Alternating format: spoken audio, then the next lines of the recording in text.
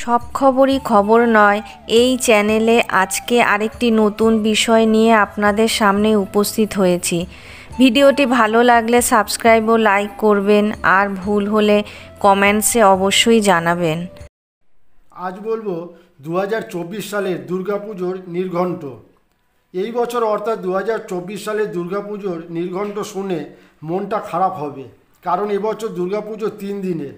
অন্যান্য বছরের মতো সপ্তমী, অষ্টমী, নবমী, দশমী এই 4 দিনের পুজো এবার হবে না, কারণ অষ্টমী এবং নবমী এবার একই দিনে হচ্ছে। এবার 10ই অক্টোবর হচ্ছে সপ্তমী, 11ই অক্টোবরের মহা অষ্টমী এবং মহানবমী দুটো একই দিনে, 12ই অক্টোবর বিজয়া দশমী। সমস্যা হচ্ছে মহা অষ্টমীর অঞ্জলি নিয়ে, কারণ সন্ধি পুজো হচ্ছে 7 সকালে, অঞ্জলি দিতে হবে তার আগে। বেশিরভাগ লোকই মহা অষ্টমীর অঞ্জলির অপেক্ষায় সারা বছর থাকে।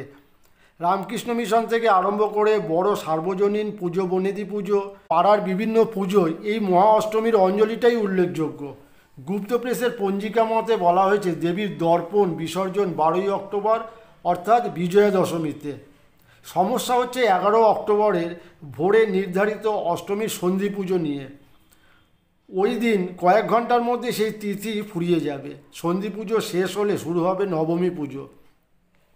গুপ্ত প্রেসের পঞ্জিকা মতেই 11ই অক্টোবর সকাল 9:27 মধ্যে অষ্টমী পুজো, তারপর সন্ধি পুজো শেষ করে নবমী পুজো শুরু করে দিতে হবে। এই পঞ্জিকার প্রধান রাজগণক অচিন্ত্য ভট্টাচার্য বলেন, অল্প সময়ে পুজো করার বিধান। এবার সেক্ষেত্রে সূর্য উদয়ের 1.5 ঘন্টা আগে থেকেই পুজোয় বসা যেতে পারে। এই মুহূর্তটি মুনি ঋষিদের তপস্যার সময়, মুহূর্তটি অবশ্যই ভালো।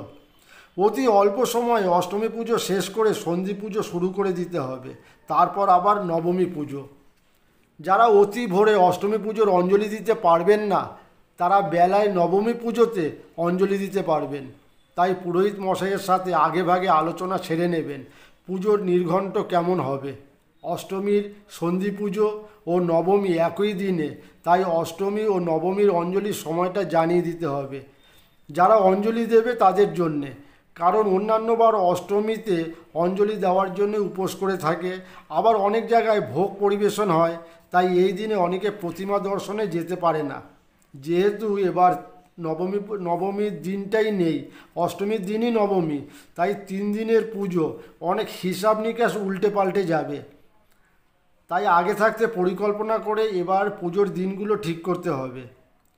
পুজোয় যে সমস্যাটি হবে সেটা হলো ভোর রাত থেকে ভোগ রান্নার কাজ শুরু করতে হবে। পুজোর 3 ভাগের জন্যে 3 রকমের বাসনপত্রের আয়োজন রাখতে হবে। বেশিরভাগ বারোয়ারি ও বনেদি পুজো গুপ্ত প্রেসের পঞ্জিকা মতো করে হয়, তবে বিশুদ্ধ সিদ্ধান্ত তার মতে সন্ধি পুজো হচ্ছে 11:43 এই পঞ্জিকায় পুজো আছে আবার 4 দিন।